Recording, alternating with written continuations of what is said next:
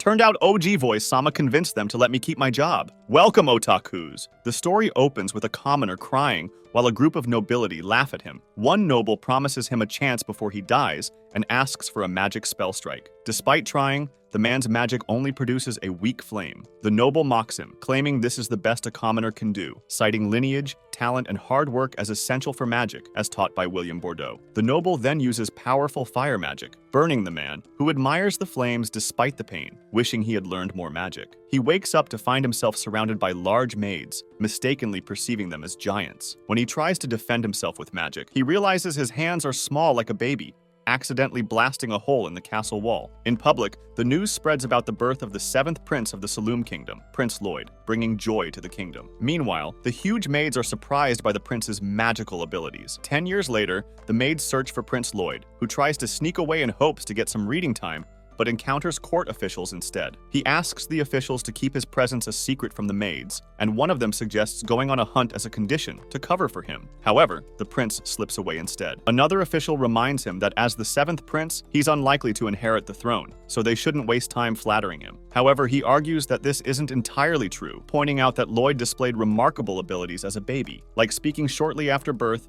and preferring spell books over picture books. He even refused breast milk, which led the official to believe Lloyd might be the reincarnation of William Bordeaux. The other official finds this idea absurd, but Lloyd admits he's someone who has been reincarnated, previously just a commoner with intact memories for reasons unknown to him. Yet, he's uninterested in status or glory, preferring to follow his past life's philosophy. He heads to the library, eager to uncover the impressive magic it holds, considering it superior to the Saloom Magic Academy's collection. Trying to read, he's interrupted by a maid named Silpha, who engages him in sword training. Lloyd questions the necessity of sword training for a 7th prince unlikely to ascend the throne, but Silpha insists it's crucial for a royal family member to be skilled with a sword. She reveals she's been tasked with Lloyd's education for 3 years, considering it her life's purpose. Lloyd realizes she'll continue training him until he shows improvement and engages her seriously in combat. They engage in a sword fight, with Lloyd noticing Silpha's tendency to hold back. He admits to using control-type magic to track her movements, considering it cheating, but he's eager to return to reading books. Despite his efforts, Lloyd acknowledges he's still no match for her due to differences in arm strength,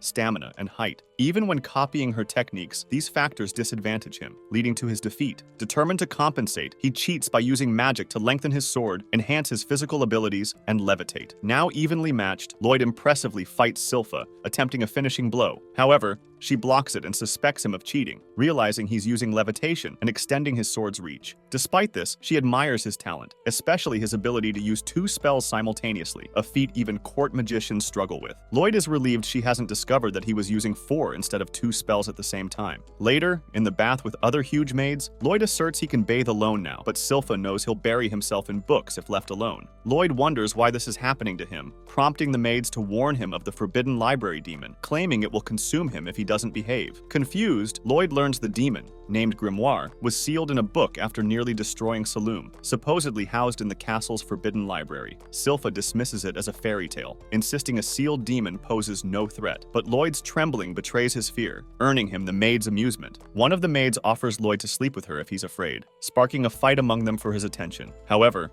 Lloyd slips away, quivering with excitement rather than fear. At night, he stealthily leaves his room and conceals himself with magic as he makes his way to the forbidden library. A guard, one yawning and the other alert, discusses the library's dangers, a powerful demon and magic capable of shaking the kingdom. Lloyd enters unnoticed. The guard mentions the library's impenetrability due to sealing spells cast by the 10 most powerful mages. Despite this, Lloyd effortlessly breaks the seal and marvels at the vast book collection, unaware such a place existed in the palace. Eagerly reading, he plans to replace the barrier once he finishes exploring. Suddenly, a demon emerges from one of the books, impressed by Lloyd's entry. Lloyd, curious, introduces himself, and the demon, Grimoire, requests to be unsealed, offering gold in return. However, Lloyd discovers the gold is merely dust transformed by creation magic, which Grimoire admits is not his specialty. Lloyd promises to replace his seal, explaining his allegiance to the kingdom and his dedication to protecting it from demonic threats. Therefore, he cannot let him escape. Grimoire assures Lloyd that he holds no grudge against present-day humans, as the mage who sealed him lived long ago. Despite this, Lloyd remains skeptical. Grimoire proposes to teach Lloyd ancient magic if he releases him, intriguing Lloyd. Doubting Grimoire's sincerity, Lloyd questions whether he'll truly teach him. Grimoire affirms his intention, sensing Lloyd's abundant magical talent. Lloyd agrees to unseal Grimoire, asking for instruction in ancient magic. As he gets free, Grimoire launches an attack with an ancient spell, Arcus Obscura, expecting it to be lethal against Lloyd. Surprisingly, Lloyd erects a barrier, emerging unharmed. Impressed, Lloyd requests to see more of the spell. Grimoire repeatedly attacks with the same spell, but Lloyd's barrier remains impenetrable. Lloyd calmly analyzes the spell, finding it fascinating and desiring to experience its effects firsthand. He extends his finger beyond the barrier, allowing the spell to injure him. Despite the pain, Lloyd finds the experience both painful and beautiful, licking his blood and asking Grimoire to demonstrate more spells. Grimoire grows another mouth, enabling him to cast 2 spells simultaneously. He merges the spells into a more potent Arcus Obscura, yet Lloyd's barrier remains resilient. Lloyd finds the ability to cast 2 spells at once fascinating, but realizes it's a skill only a demon with 2 mouths can achieve. Even this enhanced spell fails to breach Lloyd's barrier, surprising Grimoire. Lloyd remarks on the enjoyment he must have had learning such a spell. Attempting to escape, Grimoire encounters another barrier, prompting him to question how many barriers Lloyd has created. Lloyd explains the need to prevent mishaps like before, with the castle above them. Grimoire tries to attack Lloyd again, but Lloyd expresses interest in seeing defensive magic instead. He retaliates with a powerful fire spell, severely injuring Grimoire, who fails to defend himself, leaving Lloyd puzzled. After fixing the room, Grimoire praises Lloyd's skill, hailing him as his master. However, Lloyd credits Grimoire, noting Demon's resilience against magic. Grimoire acknowledges that magic can still harm him, sparking Lloyd's curiosity about his endurance. Fearing Lloyd's interest in testing his limits, Grimoire offers to serve as Lloyd's familiar. Lloyd accepts, but worries about Grimoire drawing attention in his current form. Grimoire transforms into a smaller, cuter form, planning to use his charm to his advantage. Lloyd invites him to hop into his pocket, prompting Grimoire to gain control over Lloyd's mind from up close. However, upon nearing Lloyd, Grimoire realizes Lloyd's formidable mana density, rendering him powerless against him. Terrified, Grimoire suggests being called Grim from then on, opting for obedience. The scene shifts to Prince Albert visiting Lloyd in the library, with Grim hiding from Albert's sight. Later, Albert and Lloyd head to the shooting range, where Albert showcases his magic by hitting bullseyes, earning praise from the accompanying minister. Grim observes Albert's talent, while Lloyd acknowledges his brother's intelligence and physical prowess, considering him a potential future king with access to various castle facilities. Occasionally, Albert invites Lloyd to join him, providing rare opportunities for Lloyd to use magic within the castle. It's now Lloyd's turn to shoot targets. Lloyd, uninterested in the throne, aims to avoid drawing attention to himself, preferring to focus on studying magic without distractions. He decides to make his fireballs curve to graze the targets, a challenging feat. With Grim's skepticism, Lloyd employs his magic, successfully grazing all targets uniformly. Though ministers praise Lloyd's skill, they compare him unfavorably to Albert, who hits targets directly. Grim, however, marvels at Lloyd's precise control, unnoticed by others. Lloyd explains the benefits of adding rotation to fireballs, stabilizing their trajectory. Impressed, Grim realizes Lloyd's passion for magic. Albert then suggests Lloyd play around while he takes a break. Prince Albert leaves, leaving Lloyd alone in the shooting gallery, which delights Lloyd as he plans to experiment with magic. Eager to try Grim's double incantation trick, Grim explains it's a skill exclusive to demons due to their multiple mouths. Lloyd absorbs Grim, manifesting Grim's mouth in his hand, an unconventional approach to double casting. Curious, Lloyd asks Grim if he can cast advanced magic spells. Grim, confident in his abilities, agrees to try casting together. Mid-cast, Grim panics, surprising Lloyd. Grim questions Lloyd's intentions, shocked by his attempt to stack spells. Lloyd explains spell stacking as a method to combine incantations from multiple spells, abbreviating casting time. Lloyd reveals he attempted 100 incantations simultaneously, alarming Grim, who clarifies that a typical stack involves only 2 to 3 spells. Undeterred, Lloyd discovers he can speak through Grim's mouth, realizing he can use both mouths simultaneously. Excited, he attempts to recite 2 advanced incantations at once, merging fire and water-type spells. Grim, astounded by Lloyd's audacity in merging different spell types, worries about the safety of casting a double incantation.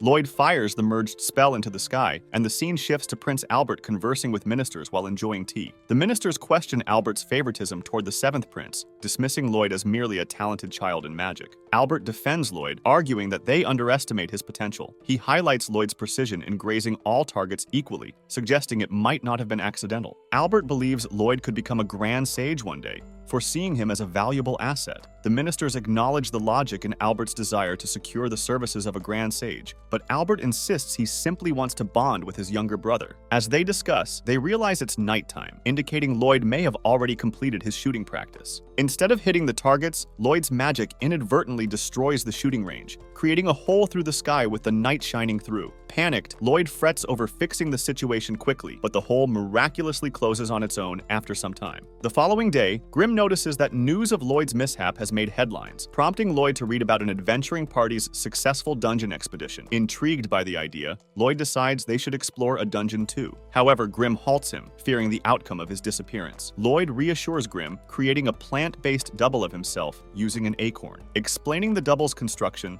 Lloyd demonstrates its ability to perform basic actions. However, he acknowledges it won't fool Silpha, who has a keen eye for detail. Undeterred, Lloyd sets off from the castle, communicating with Grimm through his hand to ensure all is well on his end. Lloyd reveals that he has transferred Grimm's consciousness into the puppet while absorbing Grimm's body into himself, enabling Grimm to control Lloyd's body. Lloyd instructs Grimm to continue impersonating him while he's away, and Grimm marvels at the puppet's capabilities, relishing the freedom it grants him. Expressing gratitude for having Grimm as a familiar, Lloyd touches his heart, prompting Grimm to urge Lloyd to return soon. Meanwhile, Lloyd contemplates where to find a dungeon and notices a girl fleeing from somewhere. She single-handedly defeats a group of orcs, impressing Lloyd with her martial arts skills. He admires her use of a breathing technique called Qi, commonly practiced in foreign countries, which enhances physical abilities by channeling energy through the body. The girl notices Lloyd observing her and calls him out, but Grimm warns Lloyd against revealing his identity as the Seventh Prince. Lloyd agrees, and the girl, assuming Lloyd is an enemy, charges toward him. Lloyd quickly alters his appearance using an illusion spell and introduces himself as Robert, a novice adventurer. Lloyd's new appearance is a blend of his and his brother's, created through the illusion spell. The girl Tao finds Robert attractive and explains she has spent years training in martial arts. Disappointed by her past encounters with men who chased after delicate priestess-like girls, Tao resolves to make Robert her boyfriend. Robert proposes they tackle a dungeon together, to which Tao eagerly agrees. In the dungeon, Tao showcases her combat prowess, asking Robert if he's impressed by her strength. However, she discovers Robert is more focused on collecting glowing stones than admiring her. Despite this, they press forward, with Tao revealing she hasn't found trustworthy companions for adventuring. The two take a break from their exploration. Robert inquires if Tao used Qi during her battles, surprising her with his knowledge. He compares Qi to mana and emphasizes the importance of breathing while utilizing it. Impressed by Robert's observation, Tao explains that controlled breathing enables them to harness explosive power beyond normal limits, but mastering Qi requires extensive practice. She notices Robert attempting Qi breathing, causing discomfort in his lungs. Concerned for Robert's well-being, Tao advises him to refrain from pushing himself, as inexperienced Qi breathing can cause intense pain. However, Robert persists, intrigued by the newfound energy within him, believing it could enhance his magic. Tao offers to teach him more about Qi, and Robert gratefully accepts, committing to continue his Qi breathing until they exit the dungeon. Meanwhile, Grimm, in the castle, ponders Lloyd's unconventional nature, considering the comfortable life he leads, yet remaining indifferent to it. Grimm is startled by Silpha's unexpected presence. The scene shifts to Tao defeating the dungeon boss with a Qi blast, allowing them to access the treasure chest. Tao remarks on the modest treasures due to the dungeon's undeveloped state, while Robert admires the chest's mechanism, which only opens after the boss is defeated. Tao notices Robert has adapted to Qi breathing and considers him a potential partner, even envisioning her strict grandfather approving of him as a fiancé. Despite this, Robert suggests they open the treasure chest. Upon Tao's attempt to do so, an ambush ensues, but Robert intervenes, saving her. A lich emerges from the chest, prompting Robert to question its nature. Tao reassures him, advising him to leave the dungeon. Despite Tao's warning, Robert insists on staying to witness the confrontation. However, Tao,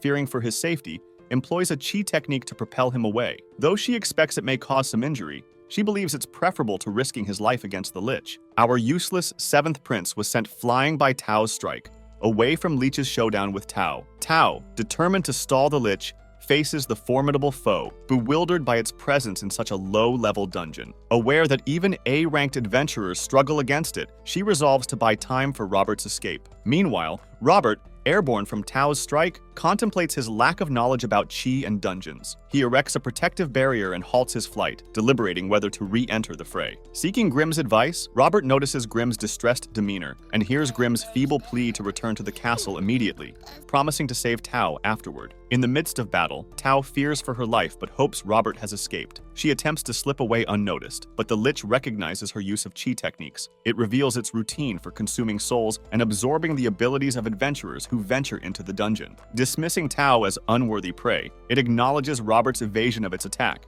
implying his greater capability compared to Tao's. Tao asserts that while both the Lich and Robert seek knowledge, they differ greatly. Robert finds fascination in even the most mundane things, a trait Tao admires. Despite Tao's sentiments, the Lich remains indifferent, prompting Tao to launch an attack. However, the Lich shields himself with a barrier. Undeterred, Tao continues her assault, drawing on years of chi practice. Despite her persistence, her attacks only manage to pierce the Lich's barrier momentarily before he evades. Exhausted, Tao realizes she's immobilized, and the Lich belittles the power of her chi arts compared to his magic. Just as the Lich prepares a decisive blow, Robert intervenes, shielding Tao with his barrier. He reassures Tao that he'll take over the fight, but stresses the need for haste due to his urgency. Initiating a magical exchange, Robert swiftly maneuvers behind the Lich, using a spell called Full Sprint, astonishing the Lich with its incantation-free execution. Observing Robert's utilization of chi breathing, Tao witnesses the Lich's relentless assault, prompting Robert to contemplate the fusion of chi and mana in his strategy. Meanwhile, the Lich is puzzled by the strength of his barrier, while Robert has a realization. He breathes deeply, hastening his full sprint spell, and continues honing his chi technique amidst the Lich's onslaught. Sensing the barrier hindering his airflow, Robert dispels it. The Lich believes his attacks have shattered the barrier, but Robert deftly evades while utilizing his chi breathing. Experimenting further, Robert blends mana and chi, countering the Lich's assaults with a newly devised technique. Recognizing its initial weakness, he strives to refine it in the heat of battle. Employing discs of mana and chi, Robert relentlessly attacks, gradually enhancing his technique with each iteration. Perplexed, the Lich observes Robert's magic without incantations, surmising it to be chi-based. Despite his doubts, the Lich finds himself matched by Robert's newfound proficiency. Eventually, Robert perfects his technique, splitting both the Lich and the dungeon itself. Upon inspecting the treasure chest, they discover only an old, enchanted knife. While Tao considers it a fruitless endeavor, Robert decides to claim the knife. As the dungeon's treasure chest begins to submerge, Robert questions what's happening. Tao elucidates that dungeons collapse once their treasures are claimed, prompting Robert to speculate that the treasure chest acts as the dungeon's core. He surmises that the core lies dormant underground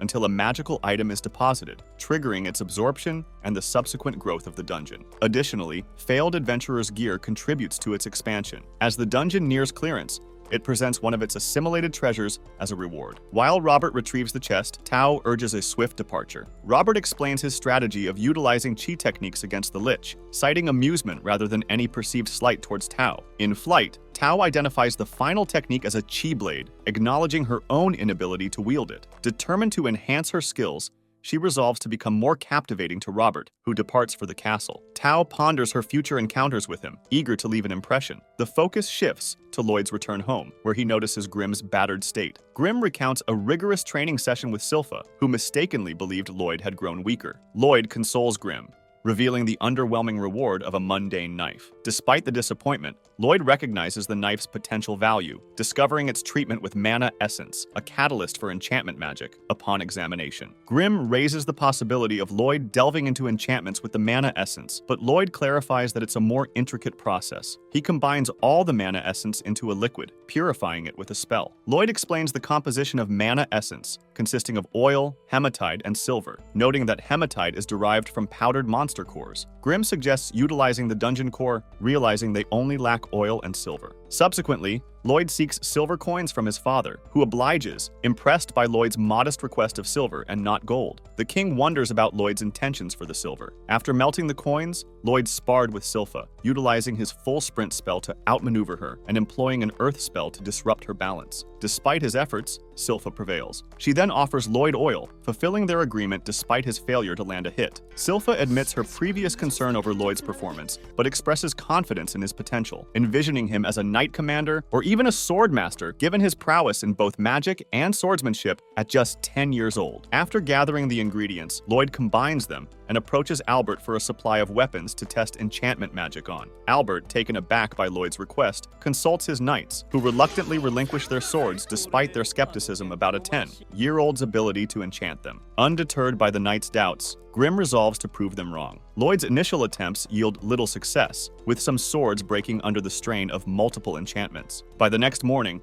Lloyd manages to enchant 50 out of the 120 weapons, apologizing to Albert for the loss of the others, though he secretly enchanted 80 before they broke. Examining the enchanted weapons, Albert recognizes Lloyd's talent, realizing that even seasoned enchanters typically achieve only a 10% success rate. Meanwhile, the knights remain skeptical about the enchantments, suspecting Lloyd of returning the weapons after failed attempts. Among the enchanted weapons, Albert discovers one particularly potent sword, prompting Lloyd to express his desire to see his creations used in battle. Albert informs Lloyd of their father's assignment of a monster hunt and invites him to join. Lloyd eagerly accepts the invitation. As they venture deeper into the forest, Lloyd observes their surroundings and wonders if the monster lurks within. Silpha clarifies that it's not in the woods, but rather by the lake further ahead. Lloyd admits his anticipation for the excursion, as opportunities to leave the castle are rare for him. He's also eager to test the efficacy of his enchanted weapons in combat. Albert remarks on Silpha's constant presence by Lloyd's side, to which he expresses gratitude for the chance to accompany him. Albert explains his decision, citing Silpha's roles as Lloyd's teacher and bodyguard, and assumes she'd miss him if not included. Silpha asserts her position as his teacher, implying the obviousness of her involvement. Albert subtly probes for any deeper sentiments Silpha may harbor for Lloyd, prompting her to draw her sword as a warning. Their conversation is interrupted by the presence of monsters in the vicinity. Suddenly, they're attacked by kobolds, and Lloyd feigns fear. Grimm sees through his act, acknowledging Lloyd's ability to anticipate danger. Lloyd reveals that one of Silpha's basic teachings, spectral detection, allows him to sense his surroundings using chi breathing. Grimm reflects on Lloyd's increasing prowess, noting his constant readiness with spectral detection and defensive barriers. The knights engage the kobolds in combat, effortlessly dispatching them with Lloyd's enchanted weapons. Lloyd observes the effectiveness of the enchantments, noting the sharpness of the weapons instills fear even in their wielders, giving them the sensation of holding a sword for the first time. Albert acknowledges Lloyd's contribution and praises him for his success in battle. Silpha also commends Lloyd's performance, displaying her prowess by dispatching several kobolds. Lloyd realizes he hadn't enchanted her weapon. As a kobold attempts to attack Lloyd, Tao intervenes, revealing her ability to sense creatures nearby. Lloyd is surprised by Tao's presence and her recognition of his use of chi breathing. Tao senses a familiarity in Lloyd's appearance, reminiscent of someone named Robert. After Silpha saves Tao from a kobold, she cautions Tao against being overly familiar with Lloyd. Tao asserts she didn't need assistance and could sense the danger herself, leading to tension between them. Albert diffuses the situation and invites Tao to join them at the lake. Later, as they camp by the lake, Albert thanks Tao and reveals his identity as the second prince of Saloon Kingdom. Tao, surprised, apologizes for her earlier behavior. She notices Albert's resemblance to Robert, but finds him lacking the hot guy vibe she sensed earlier. Albert questions her about someone familiar, prompting Tao to mention Lloyd's resemblance to someone she knows. Meanwhile, Lloyd, hidden in his tent, regrets using spectral detection as Tao's sensitivity to it surprises him. Grimm warns him that stopping now would seem suspicious. Lloyd decides to stay in his tent until the monster arrives, but is taken aback when Silpha enters to change, explaining she'll be sleeping there. She restrains Lloyd when he tries to leave, and Tao walks in, misinterpreting the situation and initiating a confrontation with Silpha. As the argument escalates, Lloyd slips away, realizing that the situation is becoming as suffocating as the castle. Albert teases Lloyd about being a lady killer, but Lloyd denies it. Albert remarks on Silpha's transformation since she began caring for Lloyd, noting her apparent affection for him. He cautions Lloyd about the complexities of relationships with women, citing their potential to be daunting. As they argue, Silpha notices the soldiers ogling her and swiftly deals with them, prompting Lloyd to agree with Albert's warning. Tao reveals her original purpose for being there, to restore an old shrine atop the hill. Silpha suggests Tao leave promptly, but Albert insists she stay for safety, acknowledging her invaluable ability to sense threats. He asks her to remain with the group until morning, when the monster they seek appears. During the ensuing battle with the bear wolf, Silpha guards Lloyd while the knights engage the creature. Grimm recalls the familiarity of the shrine, while Tao assists the knights, noting the toughness of the fight. Albert joins in, utilizing his spellbound sword to enhance his spellcasting and ultimately defeats the monster with a powerful fire spell. Impressed, the knights praise Albert, who credits Lloyd's enchantment for his enhanced abilities. However, Grimm interrupts their celebration, revealing the presence of a demon sealed within the shrine. As the defeated beowulf rises again, accompanied by more monsters, a demon named Pazuzu emerges, seeking vengeance for his injured minion. The group finds themselves overwhelmed by the monsters, which Tao realizes are being controlled by Pazuzu's manipulation of mana. Lloyd, determined to help, asks Grimm to teach him transmutation, but Grimm hesitates due to the urgency of the situation. However, Lloyd persists, prompting Pazuzu to taunt the group, provoking Silpha's anger with his insults. Silpha asks Lloyd for permission to leave, and Lloyd grants her freedom. Pazuzu then attempts to sway Silpha to abandon Lloyd and join him, but she rebuffs his advances, criticizing his foul odor and polluted breath. Undeterred, she vows to kill him for his insults. Pazuzu taunts Silpha, boasting about his ability to continuously heal the monsters under his control with his mana. Meanwhile, Albert and the others notice the slowing regeneration of the other bear wolves, realizing that Pazuzu is concentrating his power on healing his own minion. They recognize an opportunity for victory when the wounded bear wolf weakens. Grimm continues teaching Lloyd the intricacies of transmuting mana, impressed by Lloyd's rapid understanding and mastery of the technique. As Silpha confronts Pazuzu, she effortlessly overwhelms him, borrowing an enchanted sword from one of the knights. Despite Pazuzu's attempts to undermine her confidence by disparaging Lloyd, Silpha remains steadfast, utilizing her dual blade arts to sever the connection between Pazuzu and the bear wolf. Witnessing Silpha's true power, everyone is astonished. Determined to protect Lloyd, Silpha corners Pazuzu, warning him to prepare for his demise. Watch this next video.